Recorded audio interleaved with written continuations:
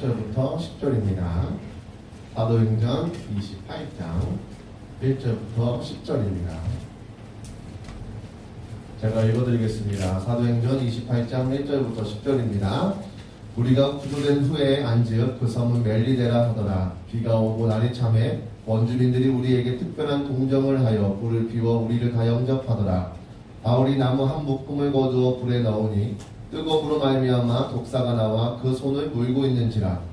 원주민들이 이 짐승이 그 손에 매달려 있음을 보고 서로 말하되 진실로 이 사람은 살인한 자로다. 바다에서는 구조를 받았으나 공의가 그를 살지 못하게 함이로다 하더니 바울이 그 짐승을 불에 떨어버리매 조금도 상함이 없더라. 그들은 그가 붙든지 혹은 갑자기 쓰러져 죽을 줄로 기다렸다가 오래 기다려도 그에게 아무 이상이 없음을 보고 돌이켜 생각하여 말하되 그를 신이라 하더라. 이 섬에서 가장 높은 사람 보블리오라 하는 이가 그 근처에 토지가 있는지라. 그가 우리를 영접하여 사흘이나 친절히 머물게 하더니 보블리오의 부친이 열병과 이질에 걸려 누워있거늘 바울이 들어가서 기도하고 그에게 안수하여 낫게 하매 이러므로 섬 가운데 다른 병든 사람들이 와서 고침을 받고 후한 예로 우리를 대접하고 떠날 때에 우리 쓸 것을 배에 실었더라. 아멘. 오늘 본문 말씀으로 목사님께서 말씀 전해주시겠습니다. 할렐루야. 사랑합니다. 감사하고 축복합니다. 오늘 읽은 말씀을 가지고 설교 제목은 독사 뱀도 쓰시는 주님, 이러한 제목으로 말씀을 드리는데 설교를 잘 듣고 은혜 받기를 주님의 이름으로 축원합니다. 말씀을 전하기 전에 교회를 하나님이 이 땅에 많이 세우셨는데 또 교회에 또 사람들이 이렇게 찾아와서 자리를 가득 채우고 교회들마다 오늘 주일날 예배를 드리고 있을 겁니다. 이 땅에 교회를 세운 목적은 하나님을 알리고 또 예수님을 알려서 사람들이 구원받기를 원하는 것이 하나님의 뜻인 줄을 믿습니다. 그래서 우리 기독교는 교회 와서 예배를 드려야 일단은 구원받은 사람으로 보는 겁니다. 예배가 하나님을 만나는 시간이거든요. 말씀을 통해서, 기도를 통해서, 찬송을 통해서 하나님을 만나는 시간이 예배입니다. 그리고 교회에 오신 사람들은 두 가지 종류의 사람이 있겠지요. 먼저 예수님을 구세주로 영접해서 구원받은 사람들이 있고, 또 아직은 친구 따라 가족 따라 교회에 왔지만은 구원의 확신을 아직은 모르고 배우는 과정에 있는 분들도 있을 것입니다. 그렇지만은 이제 자꾸 교회 와서 예배드리고 말씀 듣다 보면은 깨우쳐지게도 되고, 또 어느 순간에 하나님의 성령이 그 마음에 전기처럼 강타하셔서 심령의 변화를 주셔서 구원받게도 하십니다. 교회는 어떻든 간에 구원을 받도록 이 땅에 하나님이 세우신 가장 귀한 공동체라는 것을 여러분 기억하시기를 바랍니다. 코로나 바이러스 사태가 한 2년을 훌쩍 넘겼죠. 아마 2년이 넘었나. 하여간 이 코로나 바이러스 사태가 지금도 뭐 아직 코로나가 전 세계적으로 사라진 건 아닙니다. 바이러스는 사라지는 게 없습니다. 자꾸 새로운 바이러스가 생겨나고, 요즘에 또 TV 뉴스에 보니까 뭐 원숭이 뭐라더라, 뭐 원숭이가 퍼주는 무슨 바이러스가 또 생겨나서 몇 나라에 퍼졌다 하는 그런 이야기도 있더라고요. 하여간 바이러스는 감기처럼 자꾸 퍼져나가고 또 새로운 바이러스가 생기고 그러기 때문에 우리가 평소에 위생에도 신경 쓰고 또 하나님 앞에 간절히 서로 기도해야 될 줄을 믿으시기 바랍니다. 그래서 우리는 보이지 않는 영적인 악한 영, 마귀도 이 세상에 있고 또 보이지 않는 바이러스도 있는 이러한 세상에서 오늘도 우리가 살아남았잖아요. 아멘이시죠? 오늘 우리가 살아남아서 여기까지 와서 예배드리고 있다는 것이 감사의 고백일 줄을 믿습니다. 어떻든 간에 이 코로나 바이러스는 우리의 삶과 현실에 많은 변화를 가져왔습니다. 세상 문화적으로 볼 때는 가장 많이 두드러진 것이 배달 문화죠. 배달. 뭐 우리나라 사람들이 배달의 민족이라고 한민족, 배달의 민족이라고 하는데, 그래서 배달 문화가 많이 생겼는지 모르지만은 이 코로나 바이러스 때문에 음식 오토바이 타고 배달하는 그런 문화가 굉장히 많이 성장을 했습니다. 그건 하나의 예지요. 그 외에도 우리 현실에 많은 변화를 가져왔고, 특히 그 중에서도 교회의 신앙생활에 많은 변화를 가져왔습니다. 코로나 바이러스가. 그 중에 두드러진 것이 바로 온라인 예배. 코로나 바이러스 이전에는 그냥 홈페이지 만들어 놓고 목사님들이 설교하면은 그것을 홈페이지에다 이렇게 올려놓으면은 지나간 설교 듣지 못한 분들이나 또 새롭게 들어보고 싶은 사람들은 홈페이지에 접속을 해서 그 목사님의 설교를 들어보고 이런 것은 있었습니다만은, 이 코로나 바이러스로 말미암아서 이제는 온라인 실시간 예배, 우리도 지금 방송을 저렇게 나가고 있어요. 실시간으로 실제 직접 그 시간에 바로 이렇게 나가는 그런 온라인 예배와 설교가 교회에 정착을 하게 된 겁니다. 그래서 지금은 전 세계적으로 또 우리나라의 교회들마다 웬만한 교회들은 아주 작은 교회라도 이제 요즘에 스마트폰으로 다 하니까, 또 큰 교회들은 비싼 방송 장비를 동원해서 더 좋은, 질 좋은 그런 방송도 하지만은 그래도 웬만한 건 스마트폰으로도 다 되거든요. 그래서 큰 교회건 작은 교회건 온라인 실시간 예배들을 거의 하고 있습니다. 시골의 작은 교회에 온라인으로 할 줄 모르는 80대, 90대 이런 분들 있는 교회들은 상당히 하기가 어렵다고도 하지만은, 그러나 도시 속에서는 이렇게 온라인 실시간 예배와 설교가 기독교 내에 새로운 신앙의 문화로 자리를 잡게 됐습니다. 아마 이것도 없어지지는 않을 겁니다. 계속 해야 될 것 같습니다. 그러다 보니까 이제 코로나가 우리나라도 이제 거리두기가 해제되고, 그래서 아직까지 마스크는 쓰고 있죠. 실내에서는 쓰고 있고, 실외에서는 벗을 사람은 벗고 쓸 사람은 쓰고 이렇게 하는데, 어떻든 간에 이제 코로나 거리두기가 해제된 이 마당에 또 교회 예배도 마음껏 이렇게 드릴 수 있도록 정부에서도 이제 허락을 한 마당에 교회들이 이제 굉장히 바빠졌습니다. 왜냐하면은 코로나 바이러스 사회적 거리두기 이런 것 때문에 교회에 거리두기를 하고 하다 보니까 성도님들이 교회를 마음대로 오지를 못하게 되고, 그러다 보니까 이것이 습관화가 돼가지고 교회를 오지 않는 경향이 많이 생겨났다 그 말입니다.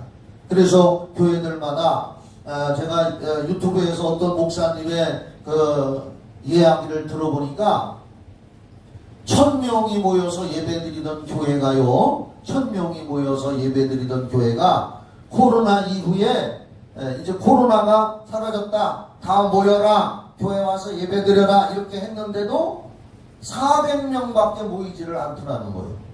코로나 이전에 1000명이나 모여서 예배드리던 교회가 이제 사회적 거리가 풀려서 교회에서도 마음대로 예배드리라, 그래서 교회로 오십시오 했는데도 꼭 교회만 가야 되나, 그냥 집에서 온라인으로 설교 듣지 이렇게 하는 것이 습관화가 돼가지고 교회를 오지 않고 400명 정도는 교회를 왔다는 거예요. 그래서 이제 교회들마다 보니까 어떻게 하면은 가정에서 주저앉아 있는 성도들을 다시 교회로 불러내나 해서 지금 굉장히들 고심들을 많이 하는 것 같아요. 근데 우리 교회는 그래도 작은 교회니까 그렇게 큰 교회는 아닌데 거의 다 또 이렇게 교회 예배에 참여하고 있으니 감사드리고 하나님의 은혜인 줄 믿습니다. 네, 그래서 저도 또 한편으로는 아직까지는 우리가 이제 오후 예배도 식당을 운영하지 못하고 있으니까 마음에 부담이 가고 있습니다. 히브리서 10장 25절 말씀에 보면은 교회에 모이기를 피하지 말아라 이렇게 성경에 나와 있어요. 이걸 꼭 기억하시기 바랍니다. 교회에 모이기를 피하지 마라. 히브리서 10장 25절에 예배를 자꾸 피하고 모이기를 피하게 되면은 기독교 신앙은 성도들의 신앙은 점점 다운되고 추락하게 되어 있습니다. 이게 무슨 원리와 같으냐? 제가 한 가지 예를 들겠습니다. 세상에 풀 중에 잡초가 있습니다. 잡초 알지요? 사람이 먹지 못하는 풀들. 이런 잡초는 사람들이 관리를 안 해도 얼마나 잘 크는지 몰라요. 아멘이시죠? 잡초는 사람이 관리 안 해줘도 얼마나 잘 자라고 농작물에 피해를 입히고 하는지 모릅니다. 들풀들, 잡초들 이런 것들은요 거름도 안 주고 이렇게 해도 굉장히 무성하게 잘 자랍니다. 그러나 곡식은 다릅니다. 곡식은 사람들이 농부들이 관리해주고 거름도 주고 농약도 주고 이렇게 해서 관리를 해야 곡식은 제대로 자라나고 나중에 결실을 할 수 있습니다. 마찬가지로 우리의 신앙은 하나님 앞에서 곡식과 같은 겁니다. 세상에 예수님을 모르는 잡초 같은 인생들은 관리하지 않아도 무성하게 세상을 살아가는 것 같지만 그들의 종착지는 지옥이고 멸망입니다. 그러나 우리는 잡초가 아니고 하나님 앞에서 선택받은 하나님의 부르심을 받은 곡식들이고 알곡을 맺어야 되기 때문에 예배로 관리를 받아야 되고 말씀으로 관리받아야 되고 기도로 관리해야 되고 회개로 관리해야 되고 그런 것입니다.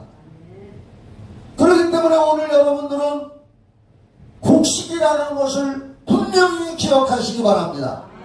잡초라면 관리할 필요가 없지요. 그래서 오늘 우리는 주일날 곡식으로서 끝까지 아름다운 열매를 맺어서 천국 창고에 들여져야 하기 때문에 예배로 관리하고 기도로 말씀으로 찬양으로 섬김으로 봉사로 성도 간의 영적인 교제로 성령의 은혜로 관리를 해야 아름다운 열매와 곡식이 맺어지는 줄 믿으시기 바랍니다. 그러므로 우리는 아무리 시대가 변하고 환경이 변한다 할지라도 성전에 모여서 예배드리는 것을 기쁘게 여기고 영광스러운 일이고 내가 선택받은 곡식이라는 것을 기억해야 될 줄 믿습니다.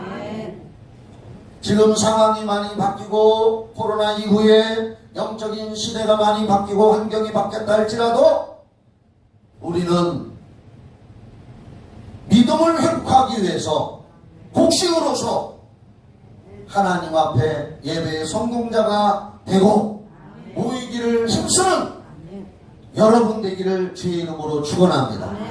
그래서 저는 오늘 설교 제목을 여러분들 들었던 것처럼 복사뱀도 쏘시는 주님이라는 이 설교 제목을 통해서 앞으로 어떠한 상황이 닥쳐온다 할지라도 코로나 바이러스보다도 더 상황이 우리 앞에 닥쳐온다 할지라도 우리는 바울 사도의 신앙을 또 믿음의 목표를 본받아 우리는 믿음의 길을 천국 갈 때까지 가야 될 줄을 믿으시기 바랍니다. 그래서 저는 오늘 이 시간에 바울 사도의 신앙과 믿음의 목표를 말씀을 통해서 생각을 해보려고 하는 것입니다. 성경을 가르치려고 하는 겁니다. 내 설교라고 김선환 목사 개인의 설교라고 듣지 마시고 성경에서 하시는 하나님의 말씀으로 듣기를 주의 이름으로 축원합니다. 바울의 원 이름은 사울이었습니다. 잘 알듯이 그는 유대교인이었습니다. 바리새인 중에 바린이었습니다. 성경을 누구보다도 구약 성경을 신봉하는 바리새인 중에 바리새인이었고 베냐민 이스라엘 12지파 중에 베냐민 지파에 속한 그런 사람이었습니다. 그러나 그가 사도행전 9장에 보면은 유대교의 신봉자로서 바리새파로서 기독교가 예수가 십자가에 달려 죽었다가 부활했다고 하는 기독교가 왕성하게 퍼져나가자 유대교인으로서 어떻게 하면은 이 기독교인들의 씨를 말릴까 그런 생각을 가진 청년이었습니다. 공부도 많이 배운 사람이고 세상으로 나간다면은 앞길이 창창한 그런 사람이었는데 유대교의 신봉자로서 어떻게 하면은 기독교의 씨를 말릴까 그래서 대제사장에게 공문을 받아가지고 이웃나라인 시리아 그때 당시는 아랍나라라고도 했지만 시리아의 다마스커스 성경에는 다메섹이라고 나와요. 지금은 다마스커스입니다. 시리아의 수도지요. 지금이 거기가 그 외국에 있는 나라에까지 가서 기독교인을 잡아다가 죽이든지 옥에 가두려고 군사를 거느리고 지금 다메섹이라는 도상을 넘어가고 있습니다. 사도행전 9장에 나와 있는 말씀대로입니다. 그때 거기서 그는 극적인 개종을 합니다. 하나님의 극적인 손길로 간섭으로 하늘에서 갑자기 태양빛보다 밝은 빛을 보게 되고 그 순간에 눈이 멀어서 그 빛 앞에서 눈이 멀어서 말에서 떨어져 땅에서 뒹굴게 될 때에 하늘에서 소리가 들립니다. 사울아 사울아 네가 어찌 나를 핍박하느냐? 누구십니까 주님? 나는 네가 핍박하는 예수니라. 그 말을 들은 사울은 아하 내가 지금까지 예수 믿는 사람들 죽이고 스데반 집사를 죽였거든요. 또 예수 믿는 사람들을 핍박했던 것이 예수 부활했다고 하는 예수를 핍박하는 것이었구나 깨닫고 거기서 유대교에서 기독교로 개종을 했습니다. 그리고 성령의 역사가 그에게 임했습니다. 그래서 일생을 독신으로 결혼도 안 하고 그도 결혼할 수가 있었지만은 나는 이제 복음을 위해서 예수를 전하기 위해서 결혼도 포기하고 독신으로 그는 독신주의자가 아닙니다. 스스로 독신을 선포하고 복음을 위해서 예수를 증거하다가 나는 죽으리라. 내가 예수를 핍박한 것만큼 나에게 핍박이 온다 할지라도 나는 이 길이 생명의 길인 걸 아는 이상은 나는 예수를 증거하리라 작정을 하고 1차, 2차 그때 당시 지역 세계를 돌아다니면서 복음을 전했습니다. 그가 복음을 전하면서 이렇게 외칩니다. 사도행전 20장 22절로 24절에 보면은 이제 3차, 1차, 2차 복음을 전하는 선교 여행을 하고 마지막 3차 그의 꿈은 로마에 가서 복음을 전하고 싶었습니다. 그때 당시에 로마는 전 세계의 중심이었습니다. 그래서 이제 3차로 이제 예루살렘에 가서 로마까지 가려고 하는 계획을 가지고 있었습니다. 그런데 사람들이 그 주변에 기도하는 사람들이 환상도 보고 성령의 음성도 듣고 예루살렘에 가면 붙잡혀서 죽을지도 모릅니다. 가지 마라고 합니다. 그때에 사도행전 20장 22절로 24절에 바울은 이렇게 얘기를 합니다. 보라, 이제 나는 성령에 매여 예루살렘으로 가는데 거기서 무슨 일을 당할는지 알지 못하노라. 오직 성령이 각 성에서 내게 증언하여, 성령님이 자기에게 말씀으로 가르쳐줬다 그 말이요. 결박과 환난이 나를 기다린다 하시나 내가 달려갈 길과 주 예수께 받은 사명 곧 하나님의 은혜의 복음을 증언하는 일을 마치려 하면은 나의 생명조차 조금도 귀한 것으로 여기지 아니하노라. 이제 나는 복음을 위해서, 예수 복음을 위해서, 영혼 살리는 일을 위해서, 지옥으로 가는 사람들을 건져내는 일을 위해서라면 나의 목숨조차, 나의 생명조차 조금도 귀한 것으로 여기지 아니하노라. 이런 각오를 가지고 예루살렘으로 갔습니다. 예루살렘에 가시죠. 또 거기서 기회가 되면 로마에 가서 복음을 전하려고 예루살렘으로 갔습니다. 그런데 그가 예루살렘에 가니까 유대인들에게 죄수로 잡혔던 겁니다. 유대인들은 철치구심 어찌하든지 유대교에서 개종을 했으니까 배신자지, 유대교인들이 보기에. 저 배신자 예수를 부천한다고 그래서 바울을 어떻게 하든지 잡아 죽이려고 매복까지 했던 사람들입니다. 군사를 칼을 빼들고 40여 명이 바울이 오기만 하면 습격을 해가지고 죽이려고 하는 그러한 상황도 벌어졌었습니다. 그러나 바울은 죄수로 붙잡혀서 죽을 고비에서 하나님이 한 가지 지혜를 주셨습니다. 그는 날 때부터 로마의 시민권을 가지고 있었습니다. 그때 당시에 로마의 시민권을 가진 사람은 법에 의해서 어디 가든지 보호를 받을 수가 있었습니다. 무슨 보호냐? 억울한 일을 당하지 않고 정정당당하게 재판을 받을 권리가 있다는 말이에요. 그래서 자기 딴에는 생각하니까 이 복음을 전하다가 억울하게 잡혀서 죽게 생겼는데 그냥 죽으면 로마에 가서 복음을 전할 수가 없으니까 그 법정에서 그가 로마 황제 가이사에게 호소를 했습니다. 나는 로마인으로서, 로마 시민권을 가진 사람으로서 불의한 재판받는 것이 나는 손해보는 것 같다 그 말이지요. 그래서 나는 로마 가이사 황제 앞에 가서 당당하게 재판을 받겠다. 그랬더니 거기에 있던 모든 사람들이 물러가고 바울을 처치할 수가 없었습니다.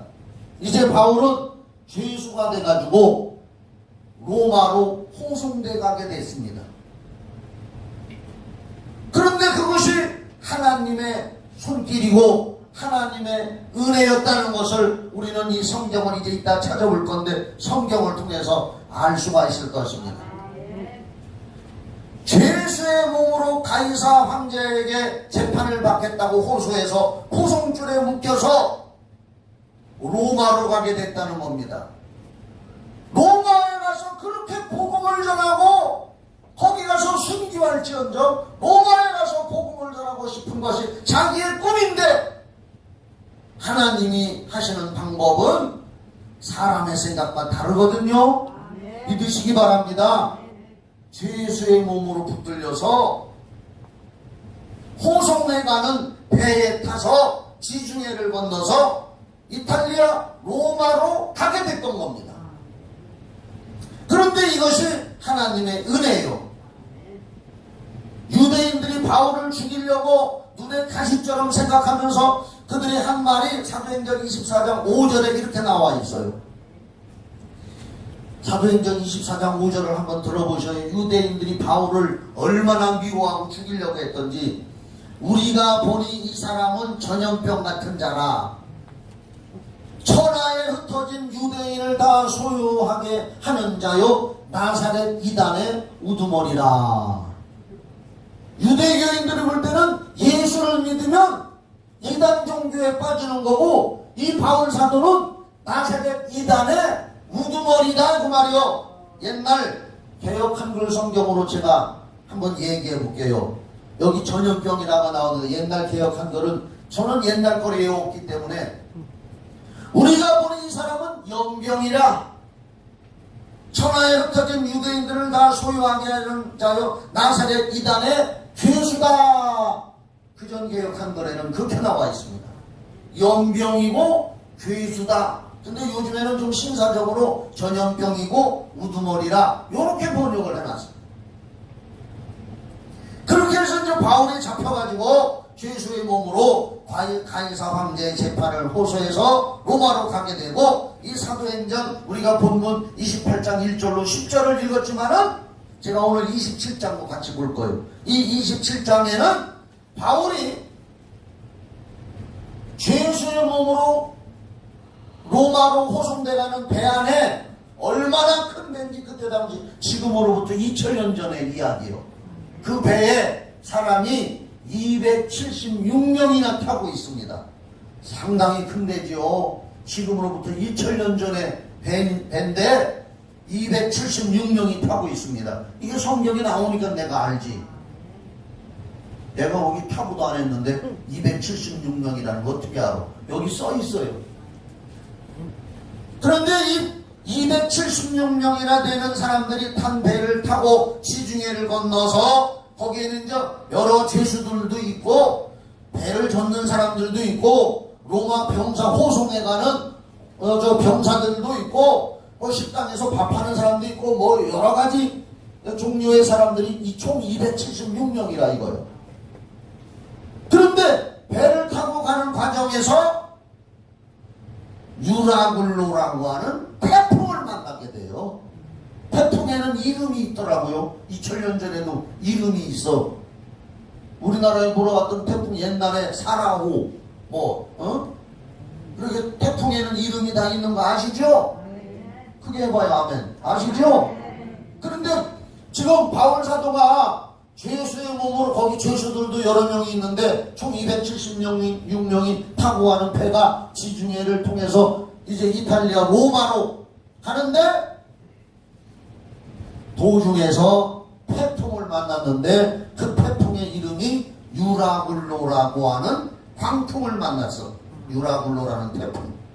그래서 이 배가 태풍을 만나서 이리 흔들리고 저리 흔들리고 물건 다 쏟아버리고 살라고 사람들이 그냥 14일간을 배가 파선해서 죽을 고비를 넘겨서 하나님의 은혜로 간신히 살게 되는 과정이 이 사도행전 27장에 써 있는데 그걸 한번 보십시다. 그걸 한번 봐야 돼요. 자, 사도행전 27장 다 볼 수 없어요. 시간이 없어서 14절부터 봐요. 사도행전 27장 14절. 성경책이 있는 분들은 펴놔. 앞에 나오는 거 봐도 되지만 눈이 삭달려. 그냥 책 보는 게 좋지. 자, 그래서 이제 배를 타고 가는데 14절 27장 14절 얼마 안 되어 섬 가운데로부터 유라굴로라는 광풍이 크게 일어. 유라굴로라는 태풍이에요. 이게 크게 일어 배가 밀려 바람을 맞추어 갈 수가 없어 가는 대로 두고 쫓겨가다가 태풍 앞에서는 속수무책이니까 쫓겨가다가 가우다라는 작은 섬 아래로 지나 간신히 거루를 잡아. 이 거루가 뭔지 나는 모르지만 하여간 밧줄로 어떻게 묶었다는 거죠. 끌어올리고 줄을 가지고 선체를 둘러 감고 스르비스에 걸릴까 두려워하여, 이 스르비스라는 말은 모래톱이랴. 거기 밑에 써 있더라고요. 모래톱에 걸릴까 두려워하여 연장을 내리고 그냥 쫓겨가더니, 태풍 앞에서 쫓겨가더니, 우리가 풍랑으로 심히 애쓰다가 이튿날 사공들이 짐을 바다에 풀어버리고 살라고 별짓을 당하는 게 지금 사흘째 되는 날에 배가 기구를 그들의 손으로 내버리니라. 배 안에 있는 건 뭐 곡식이고 뭐고 다 가볍게 해서 이제 목숨만 무지하려고 다 바다로 집어 던지는 거예요.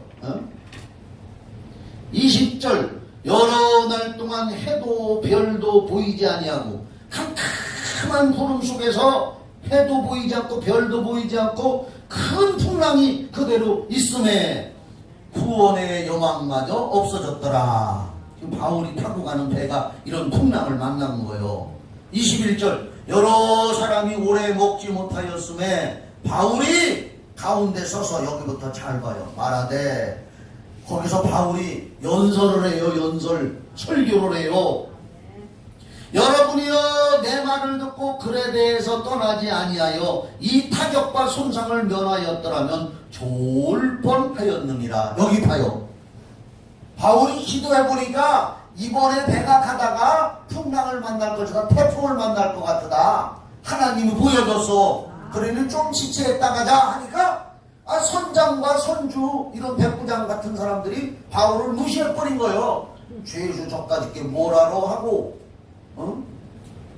그냥 냈던 거예요. 그러니까 이제 이런 풍랑을 만나게 되니까 바울이 기회를 얻어가니 여러분 거보시오. 내 말이 얘기했지 않소. 하나님의 성령께서 내게 지시해줘서 이번에 큰 태풍 만날 것이니 조금 지체했다 가자고 내가 얘기할 때 내 말을 들었으면 될 거 아니냐 그 얘기요. 아멘이시죠?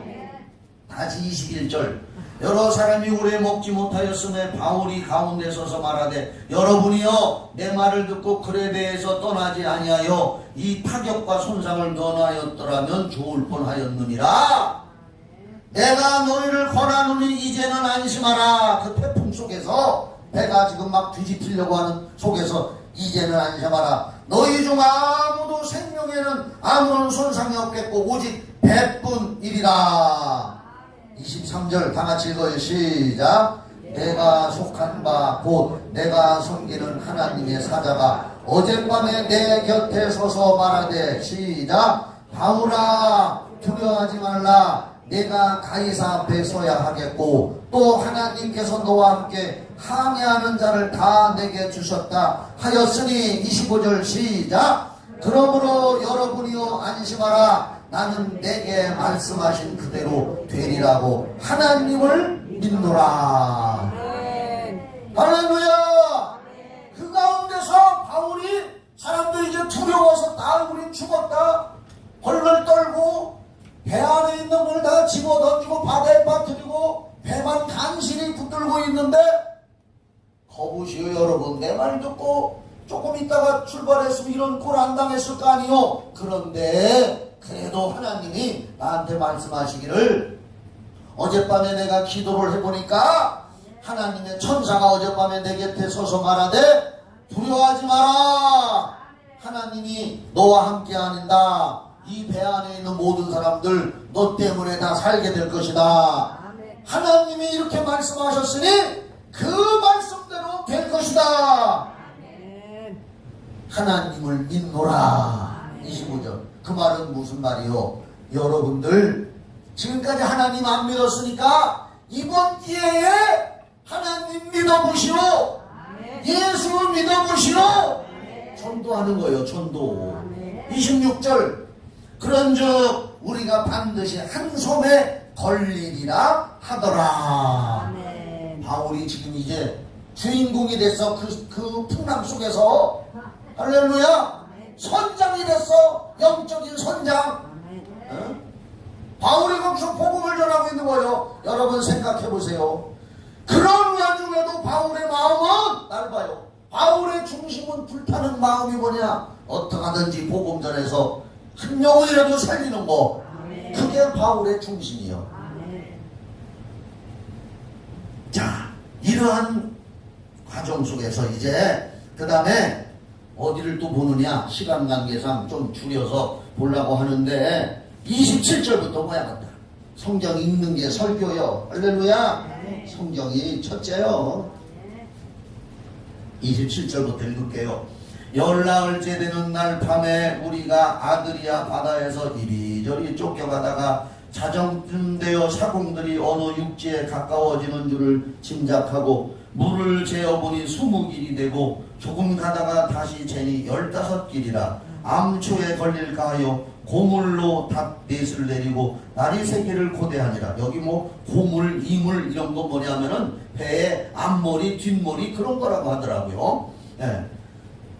세기를 고대하니라. 30절 사공들이 도망하고자 하여 이물에서 닻을 내리는 채하고 거룻배를 바다에 내려놓거늘 바울이 백부장과 군인들에게 이르되 바울이 선장 노릇하는겨 이 사람들이 배에 있지 아니하면 너희가 구원을 얻지 못하리라 하니 이에 군인들이 거룻줄을 끊어 떼어 버리니라. 어떤 사람들이 몰래 조그만 보트 타고 도망가려고 하는데 그 사람들 도망가면 배 젖을 사람이 없으니까 그래서 바울이 백부장 거기 총 사령관한테 그런 얘기를 해줬더니 군인들이 거룻줄을 끊어 떼어버리니라. 33절 날이 새어가매 바울이 여러 사람에게 음식 먹기를 권하여 이르되 너희가 기다리고 기다리며 먹지 못하고 줄인 지가 오늘까지 열나흘인즉 14일 동안 음식 먹기를 권하노니 이것이 너희의 구원을 위하는 것이요 너희 중 머리 하나도 잃을 자가 없으리라 하고 35절 떡을 가져다가 모든 사람 앞에서 하나님께 축사하고 떼어 먹기를 시작하매 나를 봐요. 사람들이 14일 동안 토하고 아무것도 못 먹고 다 죽었다 하고 우리는 낙심돼 이제 우리는 죽었다 하고 있는 와중에 바울이 걱정 마시오 하나님이 도와주실 것입니다. 안심하십시오. 하나님을 믿으라. 이 기회에 예수 믿으라. 그리고 거기에 있는 떡이라는 것은 음식이요. 이제 남은 음식을 가져다가 모든 사람 앞에 갖다 놓고 잘 봐요. 하나님께 축사하고 떼어 먹기를 시작하며 이게 무슨 얘기냐? 270명 앞에서 음식을 갖다 놓고 바울 사도가 대표 기도했다는 거예요. 할렐루야. 하나님께 축사했다는 건 뭐냐? 자 여러분 상상을 해봐요. 기도합시다. 하나님 아버지 이제 나라면 이렇게 기도했을 거예요. 하나님 아버지 우리가 로마로 가는 과정에 풍랑 유라굴로를 만나서 다 죽게 생겼고 여기까지 왔는데 하나님이 그래도 지켜주셔서 살려주셨으니 감사합니다. 하나님께 영광 돌립니다. 이렇게 기도했겠죠. 바울이라면 더 멋지게 기도했을지도 몰라. 하나님께 축사하고 떼어 먹기를 시작하며 그들도 다 안심하고 받아 먹으니 배에 있는 우리의 수는 전부 몇 명? 276명이더라. 또 읽을게요. 이게 설교요 그냥. 배부르게 먹고 밀을 바다에 버려 배를 가볍게 하였더니 날이 새매 어느 땅인지 알지 못하나 경사진 해안으로 된 항만이 눈에 띄거늘 배를 거기에 들여다 댈 수 있는가 의논한 후 닻을 끊어 바다에 버리는 동시에 키를 풀어 늦추고 돛을 달고 바람에 맞추어 해안을 향하여 들어가다가 두 물이 합하여 흐르는 곳을 만나 배를 걸매 이 물은 부딪혀 움직일 수 없이 붙고 고물은 큰 물결에 깨어져 가니 그러니까 배 앞뒤 이물 고물하는 게 배 앞뒤요. 앞뒤가 여기 봐봐요. 바닷물이 서로 합쳐서 휘감아 도는데 배가 빠진 거요. 그래서 또 거기서 배가 깨져간데 부셔져 막 좀 부셔져서 지금 다 또 죽게 생긴 거요. 그래서 42절 봐봐요. 군인들은 죄수가 헤엄쳐 도망할까 하여 그들을 죽이는 것이 좋다 하였으나 여기 봐요. 군인들이 그 광경을 보고서 백부장한테 사령관님 이거 죄수들이 헤엄쳐서 도망을 가니까 차라리 다 죽여버립시다. 따라합시다. 차라리 여기서 다 죽입시다. 자 그런데 43절 봐봐요. 43절에 안 돼요가 나와. 백부장이 바울을 구원하려 하여 그들의 뜻을 막고 할렐루야. 여기 봐요. 이제 그 배를 호송해가는 총책임자 백부장이란 말은 중대장이란 말이에요. 중대장이 이제 바울을 신임하게 된겨. 바울이 믿는 하나님을 믿게 된 거요. 신임하게 된 거요. 죄수들 다 죽여버리자 하면 바울도 죽어. 그러니까 백부장이 바울을 구원하려 하여 그들의 뜻을 막고 헤엄칠 줄 아는 사람들은 명하여 물에 뛰어내려 먼저 육지에 나가게 하고 44절 그 남은 사람들은 널판 조각 혹은 배 물건에 의지하여 나가게 하니 마침내 사람들이 다 상륙하여 구조되니라. 아멘. 할렐루야. 바울 때문에 다 살게 된 거요. 죄수들 칼에 맞아 다 죽게 생겼는데 바울 한 사람 때문에 다 살게 된 거요. 이게 하나님의 은혜요. 보이지 않는 하나님의 손길이요. 이런 하나님 믿게 된 걸 감사하시기를 예수의 이름으로 축원합니다. 자, 그 다음부터 또 놀라운 일이 생겨 28절 우리가 읽은 본문이요. 우리가 구조된 후에 이제 어느 섬에 도착을 했어. 안즉 그 섬은 멜리데라 하더라. 멜리데라는 어떤 조그마한 섬에 배가 이제 도착을 했어. 풍랑에 떠밀려고 가정 14일 동안에 죽을 고비를 남기고 하나님의 은혜로 멜리데라는 섬에 배가 도착을 한 거예요. 다 같이 할렐루야. 두 손 들고 할렐루야. 자, 그 다음 2절 비가 오고 날이 참해 원주민들이 거기에 살고 있는 원주민들 아마 시커먼 토인들인지도 몰라. 하여간 거기 사는 원주민들이 말도 안 통하는 사람들이요. 우리에게 특별한 봉정을 하여 이것도 하나님의 은혜요. 불을 피워 우리를 다 영접하더라. 여기 봐봐요. 267명인가? 예, 276명이네. 276명이 다 이제 어떤 섬에 무사히 도착을 했어. 그래서 다 이런 데 표현이 뭐냐? 비 맞은 생쥐뿔이 된 거지. 다. 그래가지고 간신히 어떤 섬에 올라가 흠뻑 젖은 몸으로 덜덜 떨고 올라갔는데 그 섬에서 살고 있는 원주민들이 주르르 몰려와서 다 끄집어내주고 도와주고 또 동정을 해서 불을 피워서 그들을 영접해서 도와주는 거예요. 3절 여기서부터 중요해요. 바울이 나무 한 묶음을 거두어 불에 넣으니 뜨거움으로 말미암아 독사가 나와 그 손을 물고 있는지라. 여기 봐요.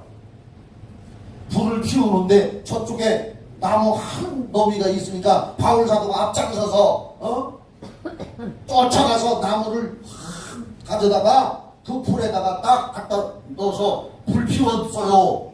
그랬는데 그 나무 덩굴 속에 독사가 숨어 있었던 거예요. 맹독.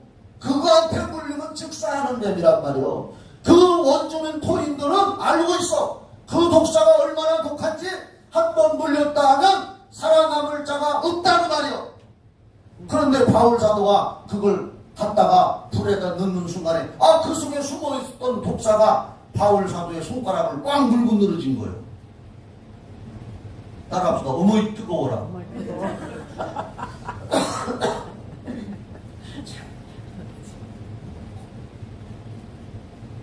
물고 있는지라. 4절 원주민들이 이 짐승이 독사가 그 손에 매달려 있는 것을 보고 서로 말하되 진실로 이 사람은 사기난 자로다. 바다에서는 구조를 받았으나 바다에서는 바다신이 그 말이지. 바다신이 그래도 이 사람들을 살려줬으나 이 사람을 살려줬으나 공의가 공정한 판단으로 그를 살지 못하게 하므로다. 육지에 와서는 저 독사한테 물려 죽는구나. 바다신이 살려줬으나 육지신은 안 살려주는구나 그 말이요.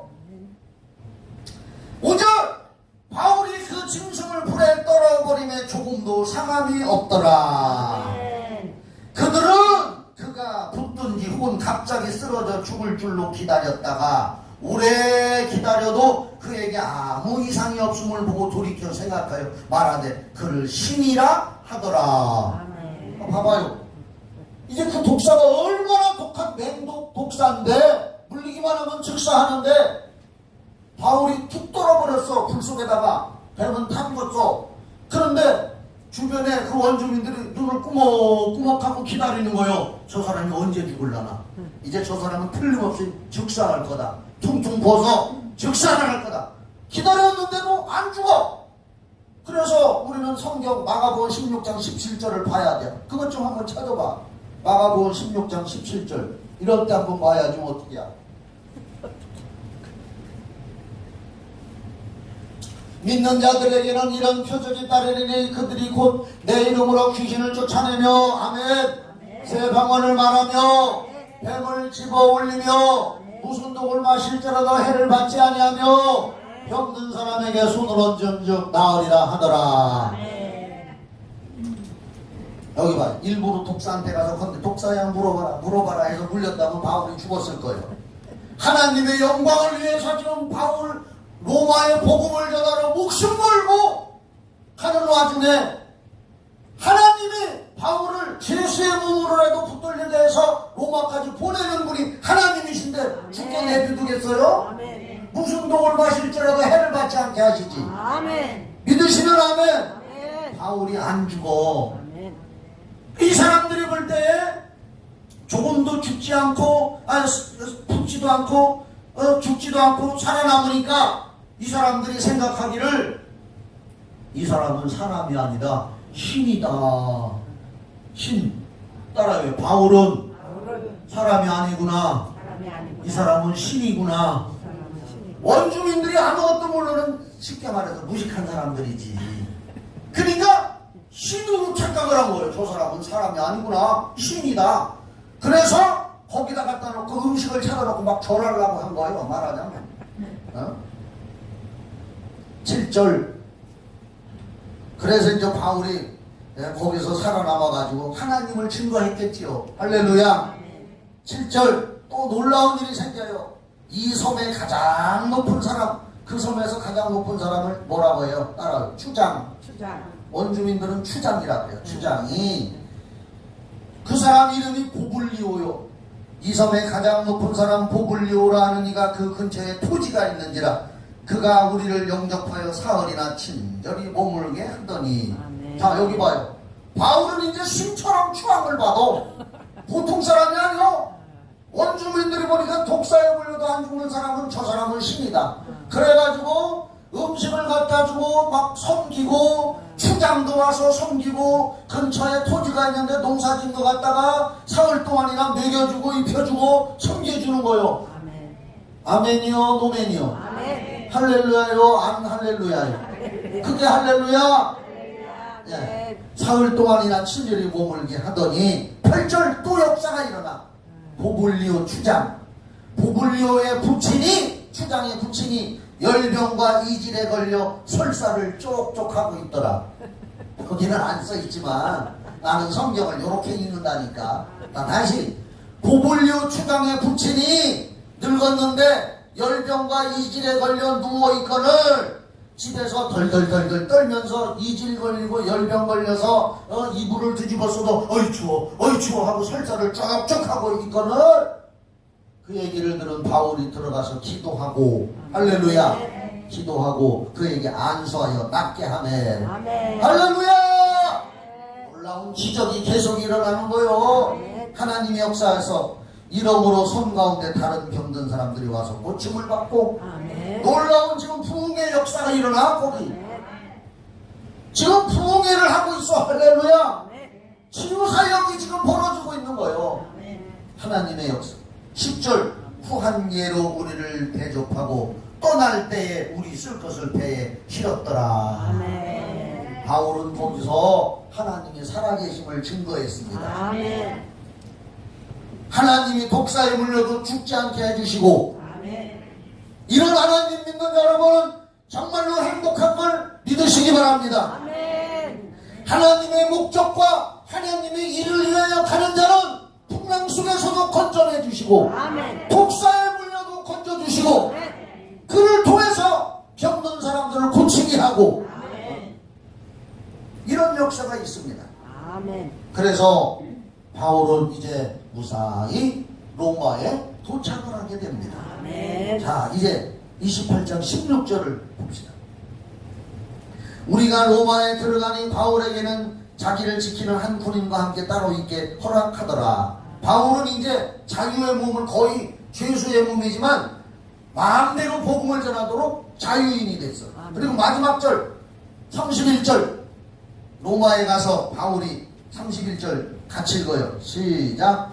하나님의 나라를 전파하며 주 예수 그리스도에 관하여 모든 것을 담대하게 거침없이 가르치더라.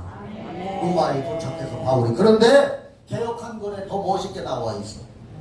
그냥 담대하게 거침없이 가르치더라 나왔는데 개역한 글에는 뭐라고 나왔나? 그 개역한 글로 찾아도 봐요. 응? 그 많은 자가 없더라 그렇게 나와요.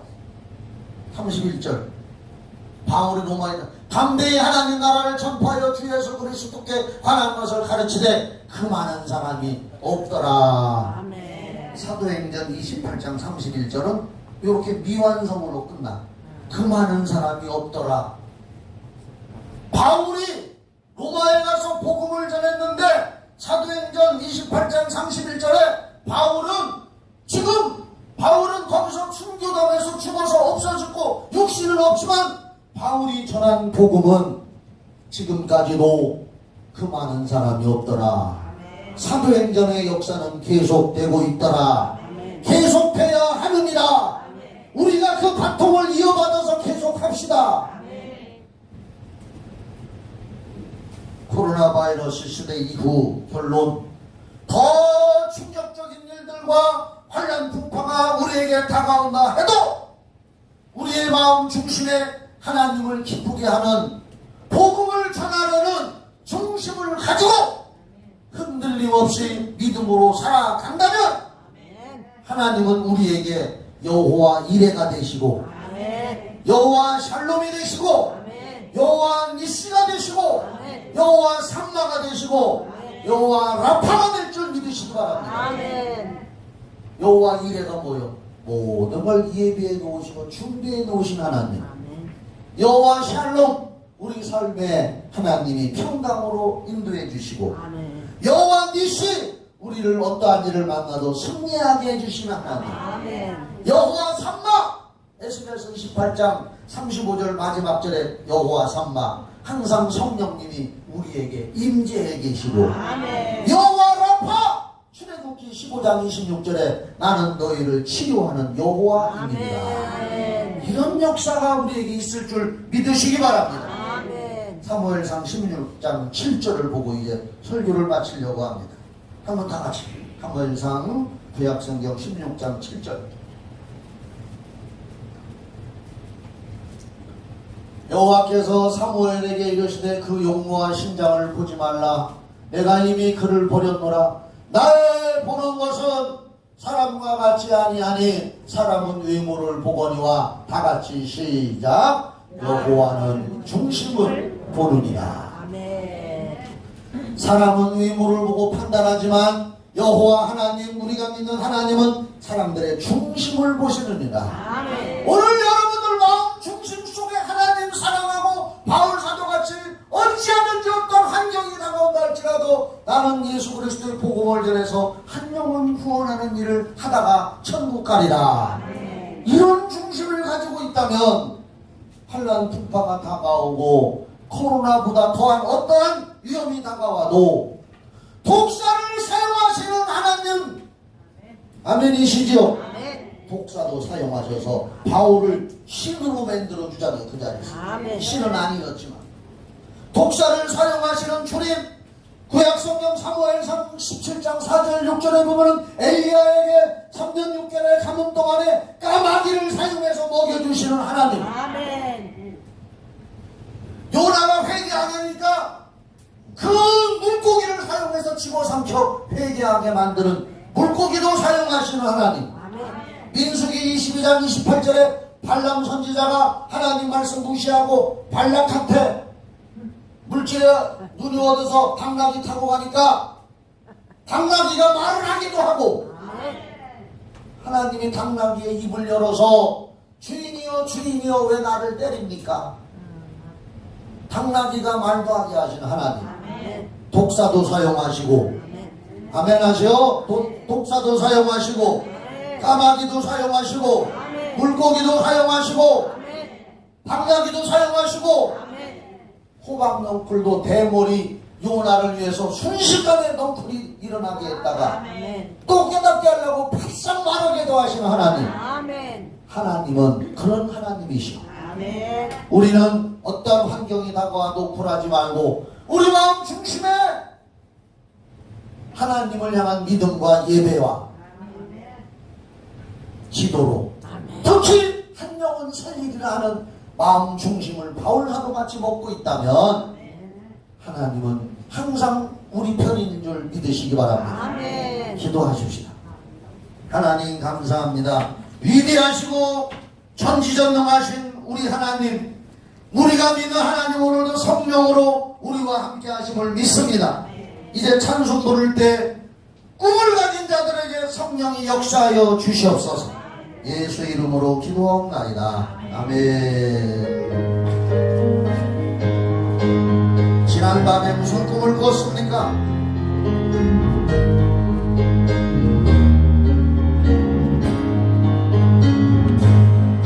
주여 지난밤 내 꿈을 배웠으니 눈을 이루어 주옵소서. 밤과 아침에 계시로 보여주사 항상 은혜를 주옵소서. 아멘. 나의 돈, 여러분의 꿈이 무엇입니까? 여러분의 주님을 위해서 꿈을 가지시오. 비전을 가지시오. 하늘 편이 나의 놀라운 꿈 정녕 이루어져 주님 얼굴을 배우리라. 마음 괴롭고 아파서 낙심될 때 내게 소망을 주셨으며 내가 영광의 주님을 바라보니 앞길 환하게 보이도다. 아멘. 나의 놀라운 꿈 정녕 남은 길은 장차 큰 은혜 받을 편이 나의 놀라운 꿈 정녕 이루어져 주님 얼굴을 배우리라. 세상 풍조는 나날이 변하여도 나는 내 믿음 지키리니. 인생 살다가 죽음이 꿈 같으나 오직 내 꿈은 잠되리라.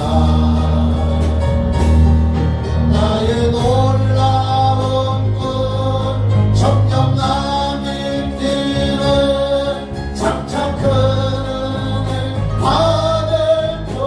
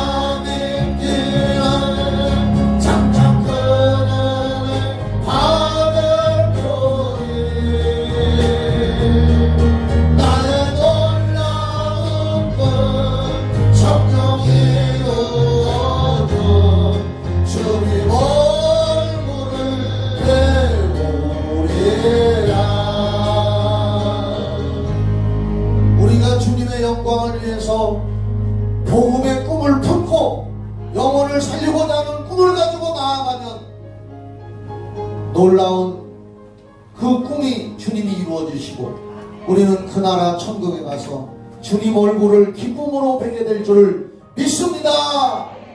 그렇게 다 될지어다. 기도합니다.